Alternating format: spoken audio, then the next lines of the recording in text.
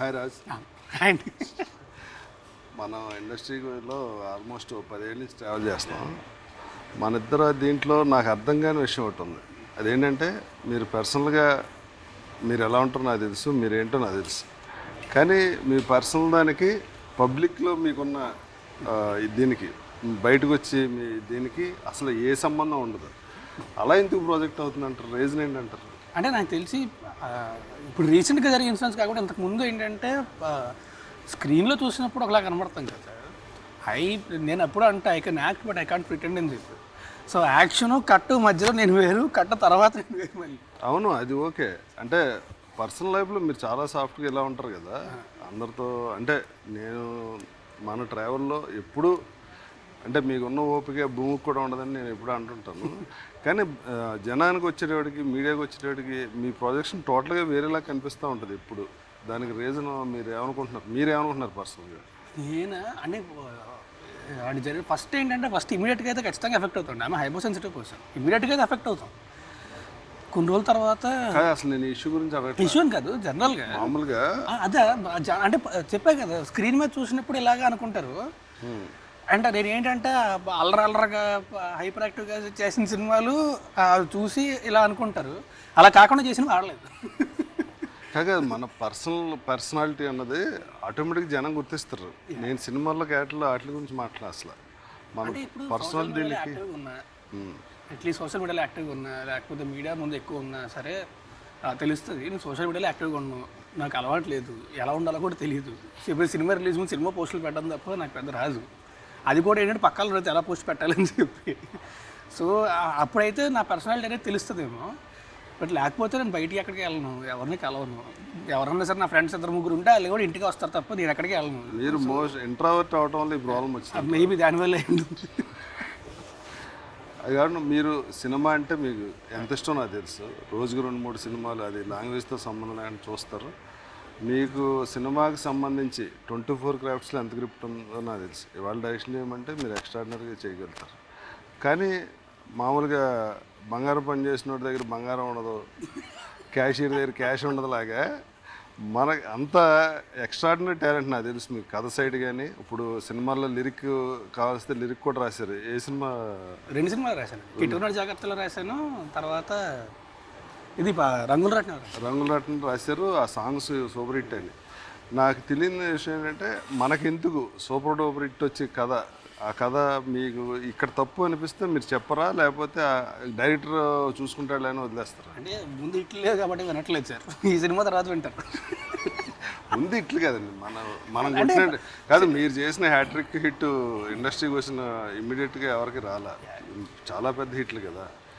అంటే నేను మిమ్మల్ని ఎందుకు ఇంత పర్టికులర్గా అడుగుతున్నానంటే ఇందులో మీ లోపం ఉందా, దేనివల్ల మీరు? నా లోపం కూడా ఉందండి, నా లోపం కూడా ఖచ్చితంగా ఉంది. ఎందుకంటే నేను ఇంతకుముందు పెట్టినంత ఎఫర్ట్, అంటే యాక్టింగ్ వైపు కాకుండా క్రియేటివ్ వర్క్లో ఇంతకుముందు పెట్టినంత ఎఫర్ట్ నేను కూడా అంత పెట్టలే, because of various reasons.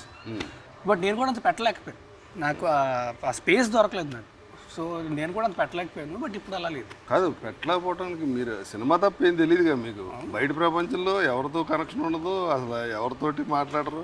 Cinema రాసుకోవటం చూడటం అంతే కదా. నేను అనేది దాని గురించి. అదే అండి, అంటే మెంటల్ స్పేస్ కూడా ఉండాలి కదా. మైండ్ ఆక్యుపై అయిపోయి ఉంటే అంత ఎక్కువ టైం కూడా స్పెండ్ చేయలేం. ప్రశాంతం కూర్చొని సినిమా చూసుకోవాలనిపిస్తుంది తప్ప, లేకపోతే పుస్తకం చదువుకోవాలనిపిస్తుంది తప్ప కూర్చొని రాయాలి అనేది రాదు. ఇప్పుడు అలా లేదు. సో ఇట్స్ ఓకే, ఉన్నావు ఫుల్ ఫ్రెష్, మళ్ళీ బ్యాక్ టు నార్మల్. ఇప్పుడు ఈ సినిమాలో మేము ఆడియన్స్గా ఈ సినిమా ఇప్పుడు మీరు చేసి భలే ఉన్నాడే సినిమా ఎందుకు చూడాలి, దాంట్లో ఏంటి స్పెషల్? ఫస్ట్ ఒకటి ఏంటంటే థియేటర్లో ఎందుకు చూడాలో చెప్తాను. ఒక ఎంటర్టైన్మెంట్, ఒక సినిమా థియేటర్లో కలెక్టివ్ వ్యూయింగ్ ఎక్స్పీరియన్స్ ఇంట్లో కూర్చొని టీవీలో చూస్తే రాదు సార్, ఖచ్చితంగా రాదు.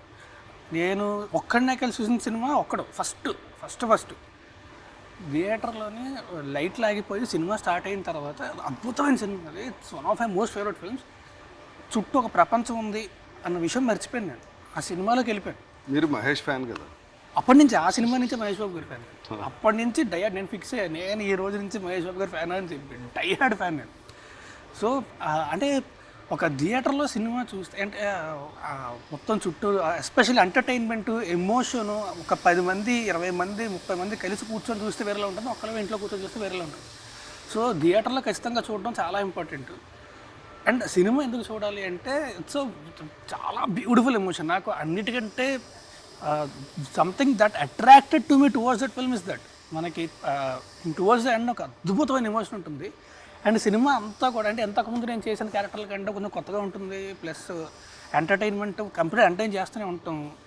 అండ్ మా డైరెక్టర్ అతని కన్విక్షన్ నెక్స్ట్ లెవెల్. అసలు ప్రతి షాటు కూడా కావాల్సినట్టు వస్తే తప్ప వదలడు, ఖచ్చితంగా ఇలాగే రావాలి అంటే పట్టుకుంటాడు అంతే.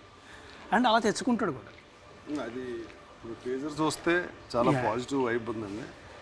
మీరు చేసిన ఇంతమంది సినిమాల కన్నా ఇది ఒక డిఫరెంట్ సినిమా అన్నది చూస్తేనే తెలిసిపోతుంది. అందులో మీరు అమ్మాయిలా బిహేవ్ చేయటం అదంతా హార్మోన్స్ లోపమా లేకపోతే క్యారెక్టర్? హార్మోన్స్ లోపం లేదు సార్, క్యారెక్టరైజేషన్. హార్మోన్స్ లోపం అంటే కేసులు ఎత్తేస్తారు. నేను అసలు ఆ జోలికి వెళ్ళిన. హార్మోన్స్ లోపం లేదు సార్. కాదు కాదు అంటే ఒకటేంటంటే క్యారెక్టర్ ఏంటని అడగడం కోసం అలా అంటే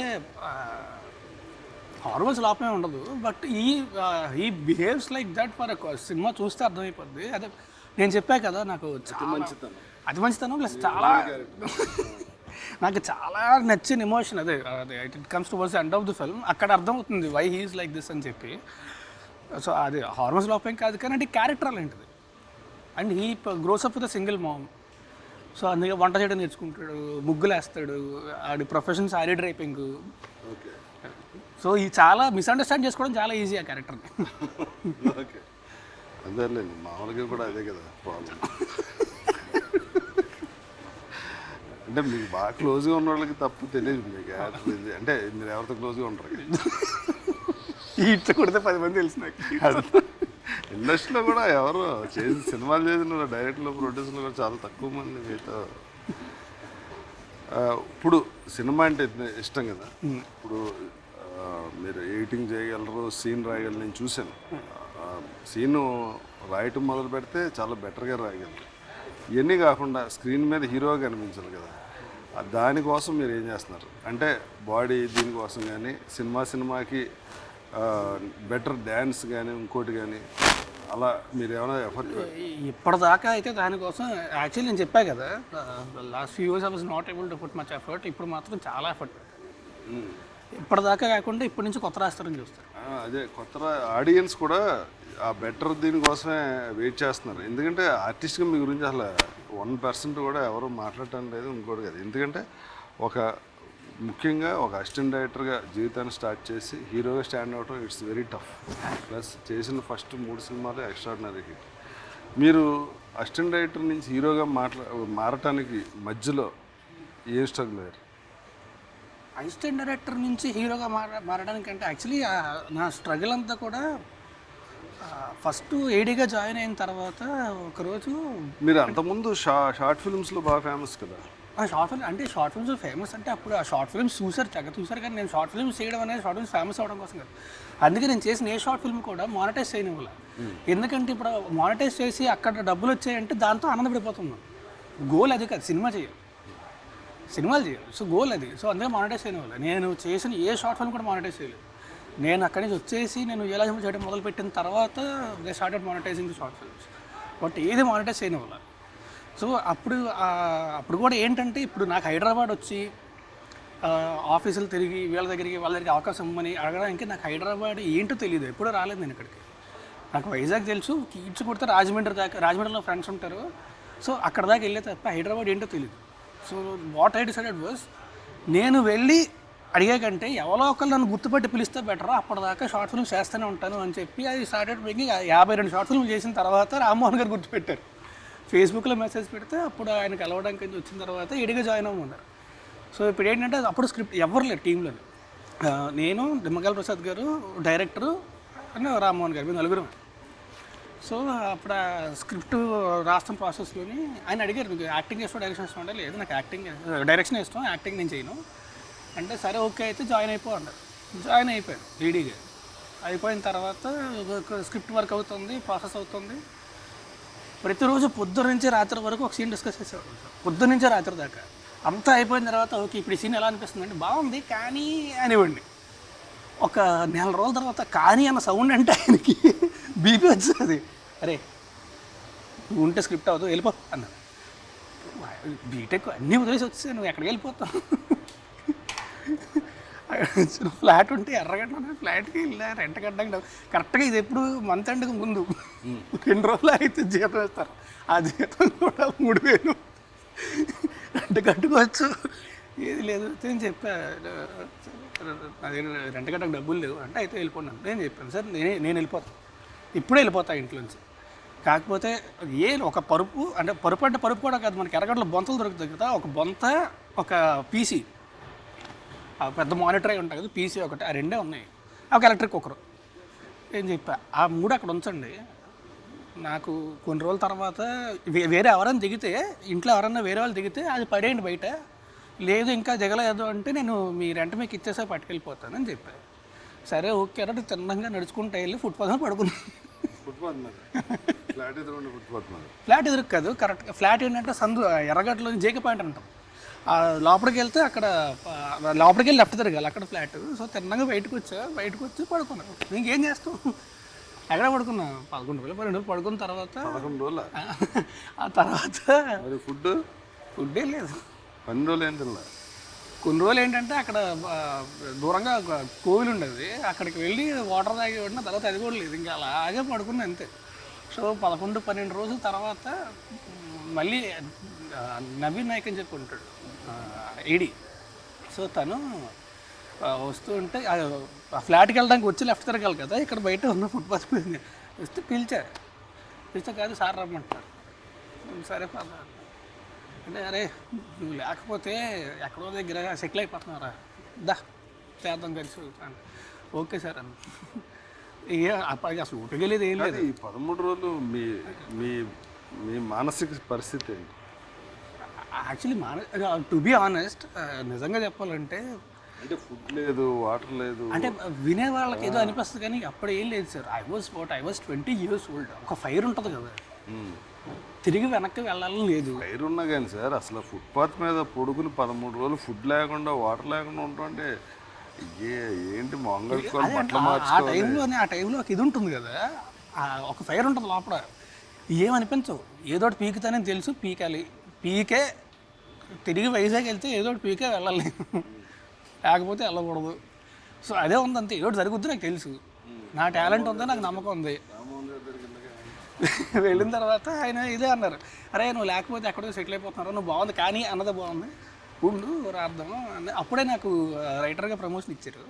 ఆ రోజు నైట్ సో ఫుడ్ తీసుకొని బిర్యానీ తెప్పించారు. ఒక పిచ్చోళ్ళ తిన్నాను నేను. చూస్తా ఆయనకి అర్థం కాదు ఈడేంటి ఎలా తింటున్నాడు అని. ఆయనకి ఏదో ఆయన అడగలేదు, ఆయన ఏం అడగలేదు కానీ ఆయన తేడా కొట్టింది, ఏదో తేడా కొట్టి అప్పుడే అరే ఈరోజు నుంచి నువ్వు సినిమాకి రైటరు అని చెప్పి నా జీతం కూడా పెంచి ఆయన నన్ను ఇంకో 4 రేడియోస్ ఉంటారు అందరికీ కూడా ఆయన ఒక ఫ్లాట్ చూసి అక్కడ పెట్టి he took extreme care of me after that. పరుపు కుక్కర్ తెచ్చుకున్నారా? పరుపు కుక్కర్ తెచ్చేసుకున్నారా? పరుపు అక్కడే వదిలేసాను, కంప్యూటర్ ఒకటే తెచ్చుకున్నా, పరుపు కుక్కర్ అక్కడ వదిలేసాను. ఇందులో హీరో ఎలా అయ్యారు? అసిస్టెంట్ రైటర్ కదా. ఇప్పుడు రైటర్ ప్రమోషన్ ఇచ్చారు కదా, సో స్క్రిప్ట్ మొత్తం స్క్రిప్ట్ వర్క్ స్క్రిప్ట్ అంతా అయిపోయింది. నాకు డైలాగ్స్ స్క్రీన్ ప్లే క్రియేట్ కూడా ఇచ్చారు నాకు సినిమా. సో స్క్రిప్ట్ అంతా అయిపోయిన తర్వాత ఏంటంటే ఇప్పుడు కాస్టింగ్ స్టార్ట్ చేయాలి. ఎవరు అది చెప్పినట్టు మేము 9 టీం. సో ఫస్ట్ ఏంటంటే సినిమాలో heroine important. So first heroine finalise చేసుకుందాం, హీరోయిన్ ఫైనలైజ్ చేసిన తర్వాత హీరోయిన్ దిగుద్దాం అని చెప్పి సరే అని చెప్పి ఒక 30 మందిని ఆడిషన్ చేశారు. కాకపోతే అక్కడ ఎవరు లేరు కదా, క్యూ డైలాగులు చెప్పడానికి ఎవడో కావాలి. అరే నేను ఒక్కడే ఉన్నాను, నువ్వే చెప్పరా క్యూ డైలాగులు, ఎలాగో షార్ట్ ఫిల్మ్లో యాక్టింగ్ చేసాక నాకు అలవాటు క్యూ డైలాగులు చెప్పంటే సరే క్యూ డైలాగులు అన్నీ చెప్పాను. అందరికి 30 మందితో అందరితో ఆడిషన్లు చేశాను. ఆ టేప్లో చూసారు. నేనేంటంటే పేర్లు చెప్పాను కానీ ఒక 2-3 హీరోల్ని వీళ్ళు అయితే బాగుంటారు, ఈ క్యారెక్టర్కి వీళ్ళు బాగుంటారు అంటే పట్టించుకున్నాను కదా. తర్వాత చూద్దాంలేంటే ఒక రోజు అయితే నాకు నిజంగా చాలా ఇదైపోయాను, నేను హట్ అయిపోయాను. నా మాట అసలు వినట్లేదు మీరు, నేను చెప్తున్నా కదా ఆ హీరో చాలా బాగుంటాడు, కొత్తవాడే చాలా బాగుంటాడు, పెట్టుకోండి అంటే అరే ఆగు ఎవరు కట్ చేస్తే 3 రోజుల తర్వాత నాకు తెలిసింది, అరే నిన్నే అనుకుంటున్నావురా, అలా అయితే అసలు మన అంబిషన్ అది కదా. కాదంటే అప్పుడు ఏంటంటే నేను అప్పుడు యాక్చువల్లీ వేరే స్క్రిప్ట్ తోటి నాది కూడా కాదు, వేరే అతను ఒక స్క్రిప్ట్ ఆయన మెయిల్ చేస్తే చాలా బాగుంది, అది డైరెక్ట్ చేద్దామని చెప్పి నేను నా క్రూని అంతా ప్రిపేర్ చేసుకుంటున్నాను స్క్రిప్ట్ అయిపోయిన తర్వాత. ఈ సినిమా షూటింగ్ స్టార్ట్ అవ్వగానే నేను అది నా డైరెక్షన్లో స్టార్ట్ చేసుకుందాం అని చెప్పి అనేసరికి సరే నువ్వు యాక్టర్ అంటే సరే ఓకే. ఇప్పుడు ఏముంది మహా అయితే అప్పట్లో ఏముండదు కదా, ఇప్పుడైతే 100 క్యాలిక్యులేషన్లు ఉంటాయి. అప్పుడు ఏముంది, సినిమా హిట్ అయింది అంటే సెట్, లేదు అంటే ఈ సినిమా డైరెక్ట్ చేసుకుంటా. సో అంతే. సో అప్పుడు పెద్ద టెన్షన్ ఇది అయితే ఉండదు కదా. అండ్ అప్పుడు కూడా షూటింగ్ చేస్తున్నప్పుడు కూడా నేను హీరో కమ్ ఏడి కట్టాను కానీ పరిగెట్టుకుంటా వెళ్ళి క్లిప్ నెంబర్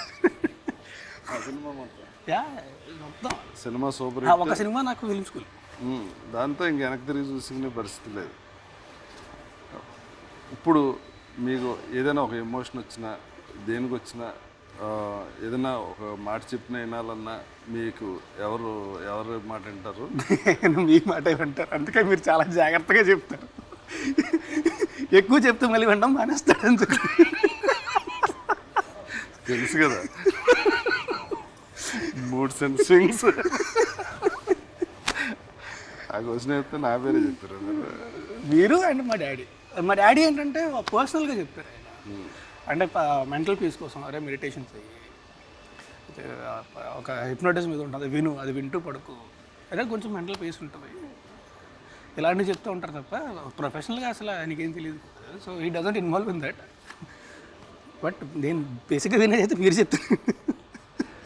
ఈ సినిమా వరకు టైటిల్ బాగుంది, భలే ఉన్నదండి. సినిమా కూడా చూడగానే భలే ఉందని అనిపిస్తుంది. ఈ సినిమాతో కమ్బ్యాక్ అంటే ఇదే ఫస్ట్ సినిమాలా అనుకుని ఫర్దర్గా మీరు హీరోగా మీ ఎఫర్ట్స్, మీరు సెలెక్ట్ చేసుకునే సబ్జెక్ట్స్ ఇవన్నీ కేర్ తీసుకుని. నేను ఒకటి మాత్రం ఖచ్చితంగా బల్ల గురించి చెప్తాను సార్, ఎప్పటిదాకా చూసిన రాస్తాను మీరు, ఎప్పటి నుంచి చూడబోయి రాస్తాను, ఇది మాత్రం ఖచ్చితంగా చెప్తాను. సూపర్.